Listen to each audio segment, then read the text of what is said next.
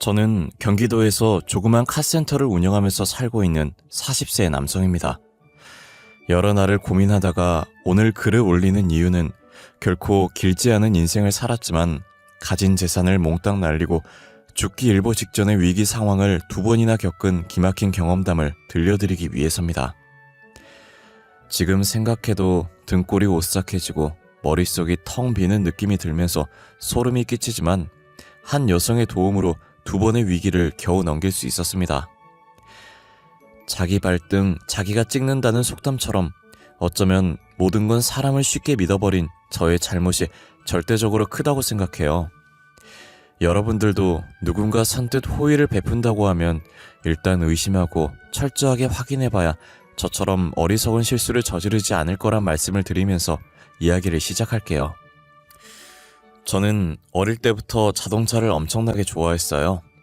4바퀴를 달고 거칠 것 없이 도로를 달리는 자동차를 볼 때마다 신이 났고 세상에서 가장 좋은 소리가 자동차 엔진 소리라고 생각했을 정도였죠. 그러니 자동차 말고는 다른 장난감은 쳐다보지도 않았어요. 중학교를 졸업할 무렵에는 대학 진학을 포기하고 공업계 고등학교에 가서 자동차 정비를 배울 계획을 세웠어요. 꼭 대학을 포기하면서까지 기술을 배워야겠냐? 네가 아직 세상을 몰라서 그러는데 제대로 된 대학 졸업장이 없으면 나중에 후회하게 될 거야. 그러니까 다시 한번 생각해봐. 아버지, 저도 가방끈이 짧으면 사회에 나가서 무시당할 수도 있다는 거 알아요.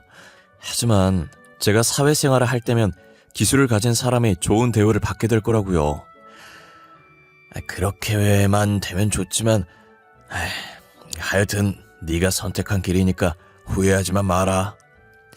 제가 공고를 가겠다고 하자 아버지는 걱정을 하시면서도 제 의견을 존중해 주셨어요. 엄마도 걱정을 하셨지만 저는 공고를 졸업한 다음에 전문대학 자동차과로 가서 진정한 기술자가 될 거라고 장래 계획을 구체적으로 말했고 부모님은 더 이상 말리지 않고 제가 마음먹은 대로 하도록 도와주셨어요. 저는 계획대로 공고를 졸업하고 자동차과에 들어가서 기술을 배우고 무난하게 정비사 자격증을 땄습니다. 제 정비 실력을 인정한 교수님의 추천으로 대형 정비 공장에 취업이 되었어요. 사람은 누구나 자기가 하고 싶은 일을 할 때 최고의 능력을 발휘하듯이 저는 기계를 다루는 일이 너무 좋았고 자동차를 분해하고 조립하며 수리하는 일에 완전히 빠져버렸어요. 하지만 동료들은 그런 저를 신기한 눈으로 쳐다봤습니다. 야, 진수 너는 타고난 기름쟁이야. 자동차 부품 쪼가리 만지는 일이 그렇게 좋냐? 정비는 고장난 차에게 새로운 생명을 불어넣는 의미 있는 직업이야. 차를 만지고 있으면 시간이 어떻게 흘러가는지도 모르겠어. 진짜 별종이다. 난 공부하는 게 죽기보다 싫어서 그나마 입에 풀칠하려고 억지로 하는 게 일인데 말이야. 몇 년이 지나자 제 정비 실력은 공장 안에서는 따라올 사람이 없을 정도가 되었습니다. 5년이 지나자 4바퀴의 엔진이 달린 거라면 뭐든지 고칠 자신감도 생겼죠. 공장장님도 제 능력을 인정해줘서 최연소 정비반장으로 승진을 시켜줘서 동료들의 부러움을 사기도 했습니다. 반장이 되자 월급도 올랐습니다. 그렇지만 아직 미혼인 처지에 돈을 쓸 데가 별로 없어서 월급을 받으면 엄마에게 모두 주었어요. 엄마는 제가 내미는 월급을 받을 때마다 좋아하시면서도 걱정을 하셨어요. 진수야, 일은 힘들지 않니? 몸은 피곤하지만 재미있어. 세상에 쉬운 일이 어디 있겠어. 참고 견디면서 때로는 즐겨야지. 그래, 우리 아들 이제 다 컸네. 그럼 엄마 소원 하나만 들어줄래? 소원? 뭐든지 말해. 이제 네 월급은 나 말고 다른 여자한테 줬으면 해. 다른 여자라니? 누구? 아휴, 네 마누라지 누구겠어. 일도 좋지만 이제 슬슬 결혼할 생각도 해야지. 알았어. 제가 28을 넘기고 30을 바라보게 되자 결혼을 하라는 엄마의 독촉은 나날이 심해졌습니다. 전 30을 넘기고 결혼을 할 생각이었지만 엄마는 제가 쉬는 날마다 맞선 약속을 잡으셨어요. 저는 내키지 않았지만 엄마의 성화에 못 이겨 여러 차례 여성들을 만나봤지만 성과는 없었어요. 저 자동차 정비를 하신다고 들었어요. 예, 맞습니다. 그럼 연봉은 얼마나 되나요? 물론 차하고 집은 있으시죠? 전 유치원 교사로 일하는데 결혼하면 그만두고 살림만 하면서 육아에 전념하고 싶어요. 혹시 맞벌이 원하세요?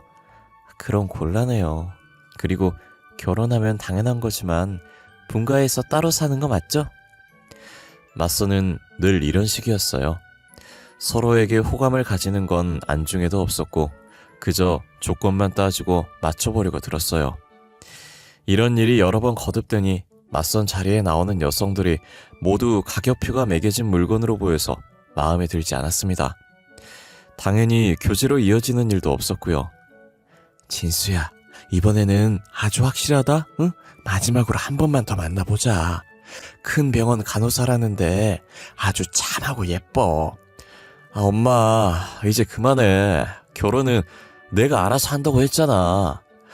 아니, 애가 왜 소리를 지르고 난리야?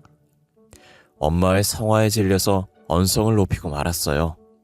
저는 차근차근 엄마를 설득했고 엄마가 더 이상 맞선을 보라고 보채는 일이 없어졌어요. 그리고 30을 넘길 무렵에 카센터를 운영하던 대학 선배가 제게 흥미로운 제안을 했습니다. 저와 5년 차이가 나서 같이 대학을 다닌 적은 없었지만 동문 모임을 통해서 알고 지내는 사이였고 그 선배의 정비 실력은 거의 신의 경지라고 소문이 날 정도여서 저 혼자 해결하기 힘든 문제가 생기면 선배의 카센터를 찾아가서 자문을 구했어요. 그때마다 선배는 귀찮아하는 기색도 없이 자기 일처럼 나서서 도와주곤 했습니다. 그런 선배가 갑자기 전화를 해서 술이나 한잔하자고 했어요. 저는 별 생각 없이 오랜만에 선배를 만나서 기분 좋게 술을 마셨는데 선배가 소주잔을 비우더니 자기 카센터를 인수할 생각이 없냐고 묻는 겁니다. 진수, 네 실력이면 공장에서 월급쟁이로 허송세월하지 말고 네 사업을 시작해. 선배, 이제 겨우 30이에요. 아직은 더 배워야죠. 아니야, 나도 30에 공장 그만두고 카센터 차렸어. 그런데 이제 카센터를 네가 인수해서 운영해줬으면 한다. 아이, 선배, 농담 그만해요. 내가 무슨 돈이 있어서 선배 카센터를 인수하겠어요. 야, 진수야, 너 3천만 원도 없냐? 그 정도는 모았을 텐데. 뭐 3천은 있죠. 그럼 됐어. 3천에 내 카센터 네가 가져라. 네? 전 깜짝 놀라서 선배가 농담을 하는 줄 알았어요. 하지만 선배는 진지했고 농담이 아니었습니다. 선배의 카센터는 규모가 제법 컸고 기술이 좋다고 소문이 나서 예약을 하지 않으면 점검도 받기 힘들 정도로 장사가 잘 되는 곳이었죠. 게다가 워낙 고가의 장비들이 많은데 그런 카센터를 3억도 아니고 장비 하나 값도 안 되는 3천만 원에 내게 넘기겠다는 겁니다. 내가 농담하는 거 같지? 그런데 진심이야. 나도 오죽하면 너한테 이런 부탁을 하겠냐. 참 환장할 노릇이다. 다시 소주잔을 시원하게 비운 선배는 5년이 넘게 피땀을 바쳐 일군 카센터를 거저나 다름없이 제게 주려고 하는 기막힌 속사정을 털어놓았습니다. 선배는 원래 미국으로 기술 이민을 갈 생각이었대요. 하지만 코로나 때문에 그동안 이민을 받지 않았는데 최근에 미국에서 자동차 정비나 의사 같은 기술직들의 이민을 조금씩 받기 시작했고 선배의 신청이 받아들여졌다는 겁니다. 선배의 아내와 딸은 이미 미국으로 출국을 했고 선배는 카센터만 처분하고 이민을 가려고 했는데 문제는 카센터를 인수하겠다는 사람이 도무지 나서지 않는다는 겁니다. 게다가 비자까지 나와서 출국 날짜가 잡히자 마음이 급해진 선배는 5억이라는 파격적인 금액을 제시했지만 인수자를 찾는 데 실패했다고 하네요. 이제 보름 뒤면 미국으로 가야 돼. 진수야, 3천만 나한테 주고 네가 운영해. 그리고 3년 동안 매달 수익금 일부를 나한테 송금해줘. 어때? 괜찮은 조건이지? 눈을 씻고 찾아봐도 믿고 맡길 사람이 너밖에 없더라. 선배, 괜찮은 정도가 아니에요. 나 지금 감격해서 눈물이 나오려고 해요. 고마워요. 열심히 해볼게요. 그래, 너라면 아주 잘 해낼 거야. 카센터를 맡길 사람으로 저를 선택한 선배가 너무 고마웠어요. 이것이 제게 찾아온 첫 번째 기회라고 생각했죠. 저는 엄마에게 사정을 설명하고 그동안 모아둔 돈을 달라고 했습니다. 정말 괜찮은 거지? 아무리 그래도 너무 좋은 조건이라서 믿어지지 않아. 그 큰 공장을 공짜나 다름없이 주겠다니 말이야. 엄마는 돈을 내주면서도 걱정을 했지만 저는 선배가 절대 허튼 소리하는 사람이 아니라고 큰 소리를 쳤습니다.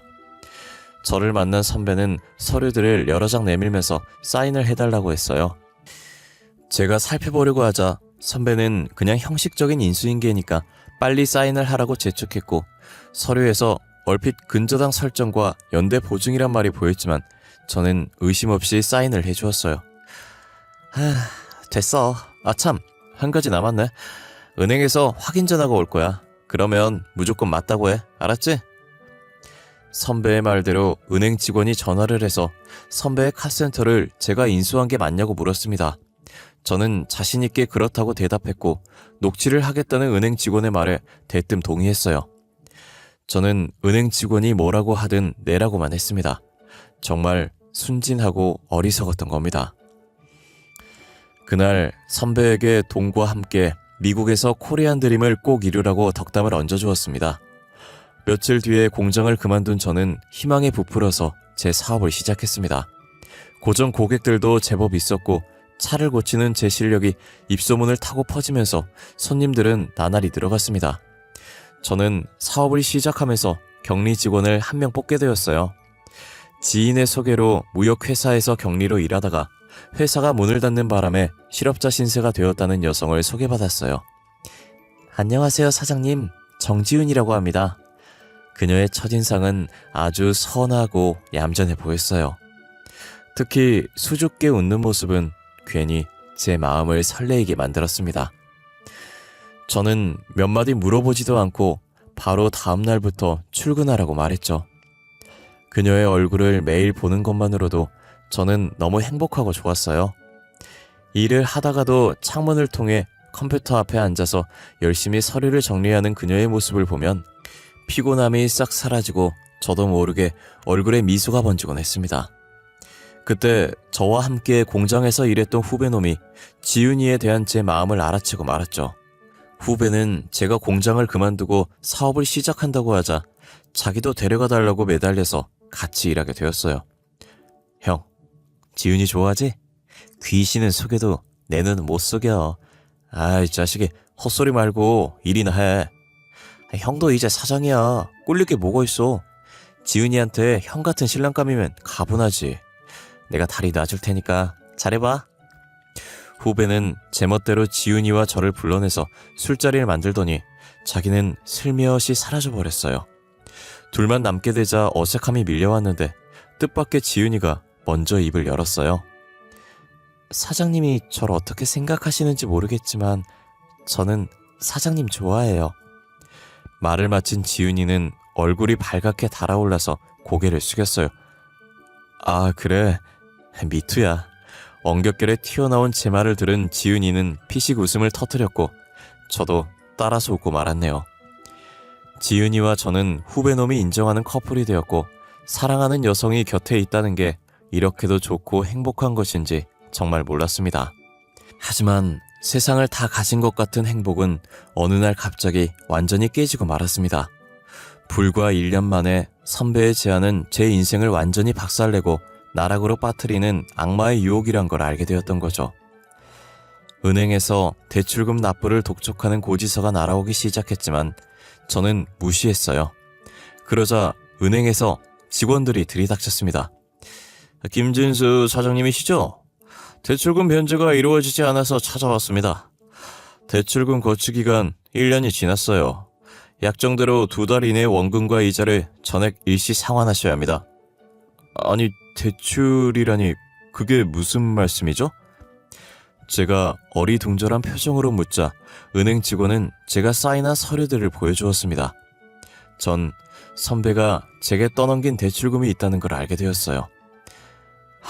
좋아요. 그럼 상환해야 할 대출금이 총 얼마죠? 전부 5억 정도 되겠네요. 네? 5억이라고요? 놀란 저와는 달리 은행 직원은 표정 하나 변하지 않고 모든 걸 자세하게 설명해 주었어요.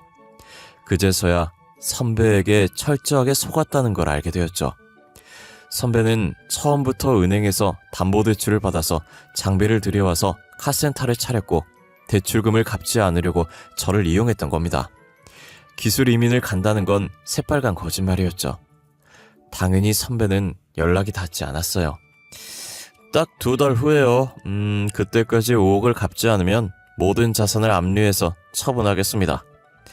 은행 직원은 얼음처럼 차갑게 통보하고 가버렸어요. 기계 만지는 일만 해와서 세상 물정 모르고 순진했던 저는 선배의 가머니설에 철저하게 농락당한 거예요. 저는 돈을 마련하기 위해서 백방으로 뛰어다녔습니다. 제가 사기를 당했다는 걸 알게 된 부모님까지 나서서 돈을 마련하러 다니는 처지가 되었어요. 하지만 겨우 마련한 돈이 3억 5천이었어요. 만약 2달 안에 나머지 1억 5천을 구하지 못하면 모든 걸 압류당하고 알거지가 될 신세였어요. 앞이 캄캄했고 매일 밤 한숨도 잘 수가 없었어요. 그러던 중에 믿었던 후배놈까지 일을 그만두고 자기 살 길을 찾아서 떠나버렸습니다. 그때 공경에 처한 제게 지윤이가 도움의 손길을 내밀었어요. 오빠, 무슨 고민 있어? 안색이 너무 안 좋고 틈만 나면 멍하니 앉아서 한숨만 쉬잖아. 무슨 일이야? 제 고민을 차마 털어놓을 수 없어서 망설이는데 지윤이가 거듭 물었어요. 혹시 돈 문제야? 이제는 지윤이를 속일 수 없다고 생각해서 솔직하게 모든 걸 털어놓았습니다. 2달 뒤면 알거지가 될 신세이니 그녀도 저를 떠날 거라고 생각했는데 정말 뜻밖의 말을 했어요. 오빠, 우리 엄마가 식당 운영하는 거 오빠도 알지? 엄마한테 모아둔 돈이 약간 있어. 그리고 나도 결혼을 염두하고 저축한 게 있으니 그걸로 급한 불부터 끄자. 그게 정말이야? 저는 남자 체면에 결혼도 하지 않은 예비 처가의 손을 벌리는 것이 얼굴을 들 수 없을 정도로 부끄럽고 염치 없는 일이었지만 은행의 압박과 독촉이 날로 심해져서 카센터를 지키려면 다른 방법이 없었습니다. 결혼 전 장모님의 날선 반응을 예상했지만 다행히 따뜻하게 받아주셨습니다. 하늘이 무너져도 솟아날 구멍은 있는 법이야. 그러니 용기 잃지 말고 꿋꿋하게 헤쳐나가게나. 장모님, 정말 감사합니다. 이 은혜는 죽어서도 잊지 않겠습니다. 장모님의 따뜻한 위로에 마음이 울컥해져서 그만 눈물을 보이고 말았네요. 사내가 눈물이 이리 해퍼서 어째? 응? 살다 보면 지금보다 더한 일도 생길 텐데 그만 눈물 닦고 웃으면서 당당하게 살아. 그렇게 아내와 장모님의 도움으로 카센터를 지키게 되었어요. 거액의 대출을 가족이 총동원되어서 겨우 처리하고 카센터가 정상으로 돌아오자 저 혼자 살겠다고 그만뒀던 후배놈이 다시 찾아와 받아달라고 부탁을 했습니다. 한 번 배신한 놈은 또 배신한다는 말이 있지만 지금은 저 혼자만으로는 밀려드는 정비일을 도저히 감당할 수 없어서 다시 일하도록 받아주었어요. 이제는 정말 고생 끝이라고 생각했는데 그게 아니었습니다. 정말 엄청나고 충격적인 일이 저를 기다리고 있었어요. 아내와 저는 형편이 풀리자 미뤘던 결혼식을 올리고 정식으로 부부가 되었는데 불과 2년 만에 아내가 뇌종양 판정을 받고 쓰러져 버린 겁니다. 저는 담당 의사를 찾아가서 돈은 얼마든지 들어도 좋으니 살려만 달라고 애원했습니다. 하지만 의사는 굳은 표정으로 고개를 저었어요. 종양이 너무 크고 이미 다른 장기로 전이가 시작된 상황이라 수술이 불가능한 상황입니다. 의사가 되어서 이런 말씀밖에 드리지 못해 너무 죄송합니다. 지푸라기라도 잡는 심정으로 애원했지만 의사는 저의 마지막 희망마저 포기하게 만들었어요. 약물 치료를 했지만 아내의 상태는 나아지지 않았습니다. 저는 마지막까지 포기하지 않고 아내의 곁을 지키면서 정성을 다해 간호를 했어요. 그렇지만 무심한 아내는 6개월 만에 제 곁을 떠나고 말았죠. 호강 한번 시켜주지 못하고 고생만 하다가 저 세상으로 간 아내가 너무 불쌍하고 가여워서 차마 떠나보내지 못하고 보름이 넘게 폐인처럼 지냈는데 장모님이 찾아와 죽은 사람은 그만 있고 산 사람은 살아야 한다고 위로를 해주시더라고요. 김서방, 이제 그만 지은이를 놓아주게. 걔도 저승에서 자네가 열심히 살아가는 모습을 보고 싶어 할 거야. 나를 봐서라도 자네가 마음을 다 잡아야 하네. 졸지에 딸을 잃은 장모님의 슬픔이 저보다 더할 텐데 오히려 저를 위로해주는 장모님의 깊고 넓은 마음에 저는 세상을 잃은 것 같은 슬픔에서 벗어나 모진 마음으로 다시 일을 했습니다. 이제는 사위가 아니라 친아들 이상으로 장모님에게 잘해드리겠다고 마음먹고 장모님께 같이 지내자고 말했지만 장모님은 거절했어요. 자네는 내 걱정하지 말고 좋은 여자 있으면 다시 시작해. 네? 그게 무슨 말씀이세요? 전 장모님을 엄마로 생각하면서 모시기로 작정했으니 그런 말씀은 하지 마세요. 김서방, 자네 앞길이 구만리 같은데 괜히 내가 자네 발목을 잡고 싶진 않네. 장모님은 신경 쓰지 말라고 하셨지만 저는 잘 지내시는지 매일같이 연락을 드렸고 휴일이면 어김없이 장모님을 찾아가서 같이 식사도 하고 교회로 나들이도 하면서 친아들처럼 살펴드렸습니다. 그때마다 장모님은 부담스럽다며 자꾸 찾아오지 말라고 하셨는데 그건 말뿐이란 걸 알고 있었어요. 그러다 장모님이 제게 사진 한 장을 보여주었어요. 아주 예쁘게 생긴 여성이었죠. 어떤가? 마음에 들어? 내 친구 딸인데 얼마 전에 남편이 교통사고로 세상을 떠났어. 내 생각에는 자네하고 잘 맞을 것 같아. 한번 만나봐. 장모님은 혼자 된 사위의 재혼중매를 서려고 하시는 겁니다.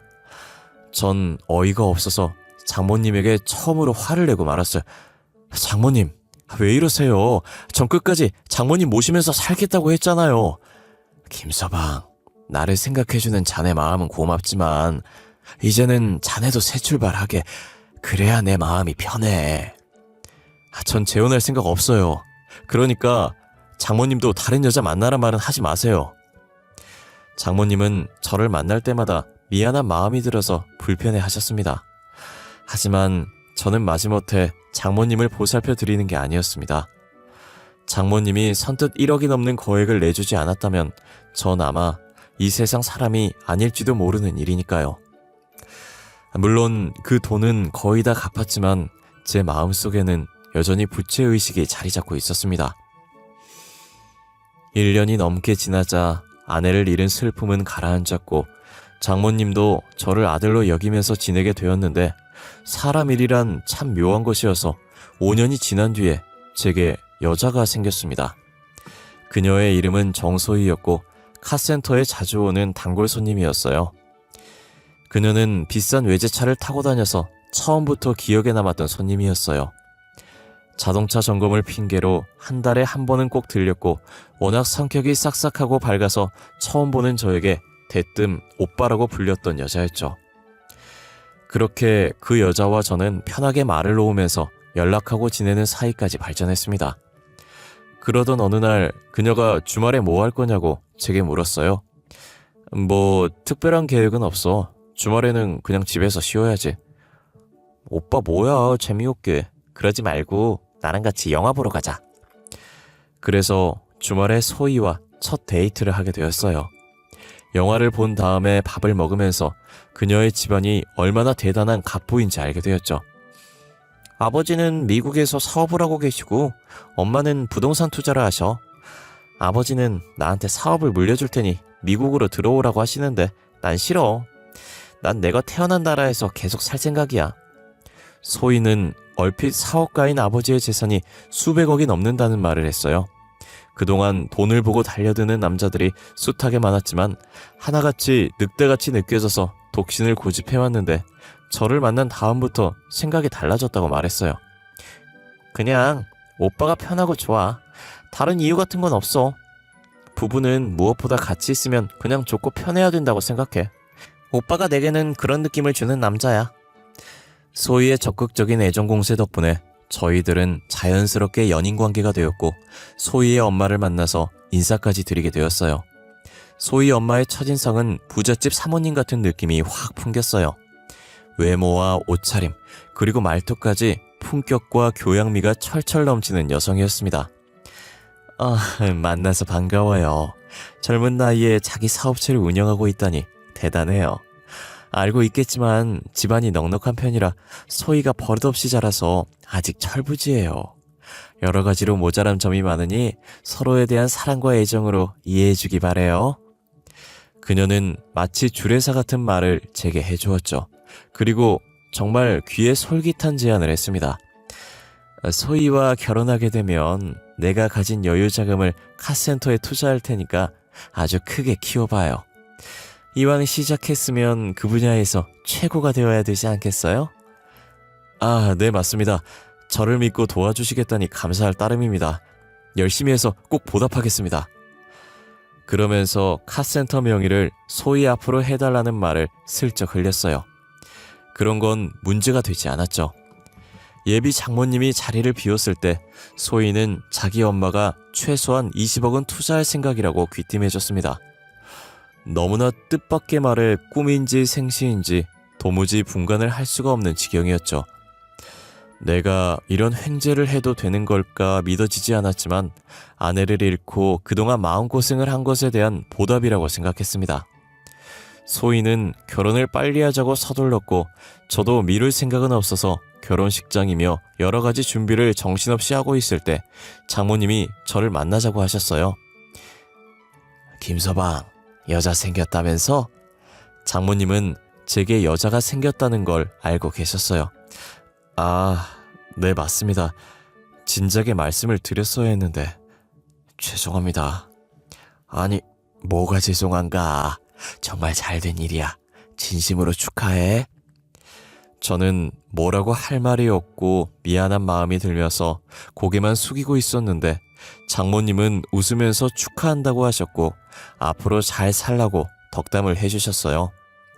그리고 어떤 여자인지 궁금하니 얼굴이나 보여달라고 하셔서 소희의 사진을 보여주었는데 장모님의 눈이 커지더니 얼굴이 하얗게 질려버리는 겁니다. 아니, 장모님 왜 그러세요? 아이고, 하나님 아버지, 어떻게 이런 일에. 장모님은 찬물을 한 잔 쭉 들이키고 마음을 진정시킨 다음에 믿기 힘든 엄청난 사실을 제게 털어놓으셨어요. 소희는 1년 전에 친구분의 소개로 장모님 식당에서 서빙 알바를 했었다고 합니다. 그 친구분은 소희가 어려서 부모님을 잃고 친척 집에 얹혀서 살다가 성인이 되자 눈치가 보여서 독립을 했는데 어린 여자가 혼자 살다 보니 남자들이 괴롭히기도 하고 고등학교 중퇴의 학력으로는 변변한 일자리를 찾기도 힘들어서 유흥업소에 나가면서 어렵게 사는 게 안쓰러우니 일 좀 시켜주라고 했다는 거죠. 친구의 부탁으로 고아인 소희를 걷어주었는데 소희는 얼마 가지 않아 사고를 쳤다고 합니다. 유부남과 바람을 피우다가 본처가 식당으로 찾아와서 한바탕 난리가 벌어졌다는 거예요. 그리고 한 달 전에 소희가 장모님을 찾아와서 애를 가졌다는 충격적인 말을 하더랍니다. 딱 하루 만났던 남자와 애를 덜컥 만들어버렸고 심지어 그 남자와는 연락조차 닿지 않으니 장모님께 도와달라고 울면서 애원했다고 하더라고요. 결국 장모님은 얼마간의 돈을 마련해 주었는데 그 뒤로 연락이 끊어졌다는 거예요. 아이 세상에, 다른 놈 애를 가지고 혼자 키울 순 없으니까 자네를 호구로 잡아서 덤터기를 씌울 작정한 거야. 김서방, 당장 헤어지게. 한 번 속지 두 번은 속을 수 없다는 생각이 들어서 요절을 내주고 싶었지만 저는 결혼식까지 기다리기로 했습니다. 결혼식 당일 신부 대기실에서 소희와 예비 장모의 섬뜩한 대화를 우연히 듣게 되었어요. 알고 보니 예비 장모는 소희가 유흥업소를 나갈 때 알게 된 마담이었어요. 그녀들은 제가 가진 카센터를 자기들 명의로 만든 다음에 처분해서 나눠 갖고 도망을 치려는 말도 안 되는 계획을 가지고 있었어요. 주례사가 끝나고 혼인 서약을 하려는 순간 결혼식장에 제가 녹음한 그녀들의 대화가 울려 퍼졌고 소희는 깜짝 놀라서 사색이 되어서 몸을 떨었어요. 곧 경찰들이 식장 안으로 들어와서 소희를 데리고 갔습니다. 소희는 끝까지 제게 오해라고 소리를 지르면서 저를 사랑한다고 악을 쓰듯이 말했지만 저를 호구로 보고 인생을 작살내려고 했던 그녀를 도저히 용서할 수 없었어요. 오빠, 내 사정이 너무 급해서 저지른 일이야. 한 번만 용서해줘. 응? 제발 부탁이야, 오빠. 소희는 울면서 살려달라고 제게 매달렸지만 제 마음은 이미 돌아선 뒤였어요. 경찰을 통해서 전해 들은 말로 소희와 선배 마담은 혼인빙자 사기 혐의로 구속되어서 조사를 받고 있다고 하더라고요. 사람의 인생은 알 수 없는 것이라 앞으로 어떤 좋은 인연이 생길지는 모르겠지만 지금 저는 2번이나 속았던 아찔한 기억이 있어서 사람을 믿을 수가 없게 되었습니다. 하지만 딱 한 사람, 장모님은 예외입니다. 늘 저를 챙겨주고 배려해주시는 장모님과 같이 살면서 오늘도 열심히 일하고 있어요. 아찔했던 제 사연 읽어주셔서 감사합니다. 여러분에게도 장모님 같은 존재가 있었으면 좋겠네요. 다들 좋은 일만 가득하시길 바랍니다. 감사합니다.